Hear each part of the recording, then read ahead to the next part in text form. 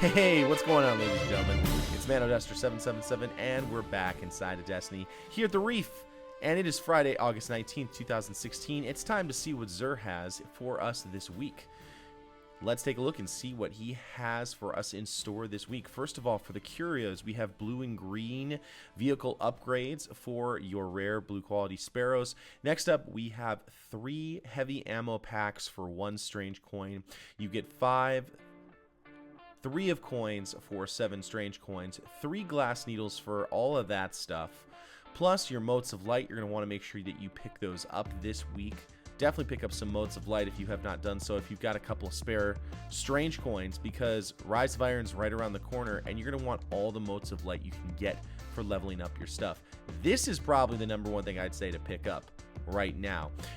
I'd like to see in Rise of Iron, I would hope that they're going to do something different for 3 of coins, because I think they kind of break the game, especially for those people who are just looking for cheap, easy, free exotics. Kind of ruin the Taken King when people could just farm 1 easy boss and get their exotics. Kind of made Xur not as important as he used to be in year 1. Just my thoughts, just my opinions. But the exotic gear for this week, we have for the Titans the Helm of Saint-14. Blind enemies inside your Warden of Dawn gain bonus super energy on grenade kills and replenish health when you pick up an orb. This is a great helmet for PvE. You can sometimes use this in PvP, but most of the time, if you're using this defensively with your Ward of Dawn, if you're going to use it in PvP, honestly, you're really going to be using no backup plans. That's going to be the only thing you're going to want to use along with this. This is really a PvE exotic. Very nice in case if you've got, say for example, like the Golgoroth challenge, or even just the Golgoroth fight. It's really the only place you'll use a defender bubble where you're worried about enemies coming in and attacking you. Really good in year 1. Really good in year 1. Taken King, not so important, but this is definitely one now with the Rise of Iron on the horizon. This might be something, especially with as much close quarter combat as I've seen, it might be really good for the next PvE encounter, especially the new raid. Definitely pick this one up for your Titan. Next up, Hunters. You're getting the Bones of Ao, which upgrades double jump with an additional jump. Increases the amount of fusion rifle ammo you can carry, and increased agility for 5 seconds after an arc double kill. It also has rocket launcher ammo, so that's pretty sweet.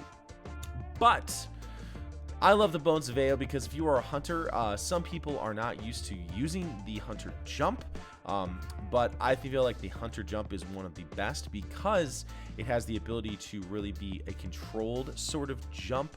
But however, you can't get a lot of height. With Bones of Ao, you absolutely can do that in PvE.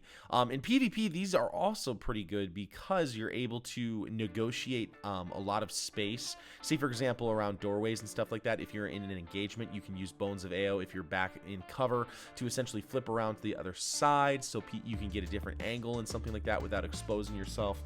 It's a pretty good exotic to have all around. And for hunters, I think it's a definite pickup. So you're definitely going to want to pick this up. That is 13 strange coins, as in is the Helm of Saint-14. Warlocks, you are getting the Void Fang Vestments. Spawn with full grenades, Axion bolts, gain additional seeker, increases the amount of pulse rifle ammunition carry, reduces incoming solar damage, and hopefully, yes, good, it does have increased armor when using a Void Bast subclass. It also has increases the amount of fusion rifle ammunition you can carry. Void Fang Vestments have made a return now with actually the Void Walker because the Axion bolts are significantly better. People used to use these only for their ability to spawn with full grenades in, like, say for example, like Trials of Osiris in PvP, and it was nice because you could just get fresh firebolt grenades. And yes, they used them with Sunsingers, even though they're obviously built for the Voidwalker subclass. But now with the return of Axion bolts and basically the nerfing into the ground of firebolt grenades, this is definitely one you're going to want to pick up for your Voidwalker. I really like the fact that it allows you to use Axion bolts, which can be very powerful for your Voidwalker. They can be very, very nice. You definitely going to want to pick that up. That is 13 strange coins. It is not really a PvE exotic at all. It's only really a PvP exotic. So if you're looking for something that's a PvE exotic, maybe look for something like Obsidian Mine or something else like that. The weapon for this week is Invective. This weapon regenerates ammo over time. This is one of the ones that used to be a quest. It's a great one to have. The main exotic perk on it, other than the fact that it is full auto, it regens ammo over time, which is actually really good, especially in the Crucible and some PvE encounters when you are, say for example, going up against a lot of heavy enemies, which are solar based. Over time, I always make sure that I use this when I am doing spindle runs. I used to bring people all the through. Actually, I still do from time to time. Bring people through with Invective, and that's my 2 cents. You should definitely pick this up because it's a really solid shotgun to have. It's not the best of the best of the best, but the fact that it regens ammo over time, and it's an exotic shotgun that just is solar. It's great in PvE for all of those reasons.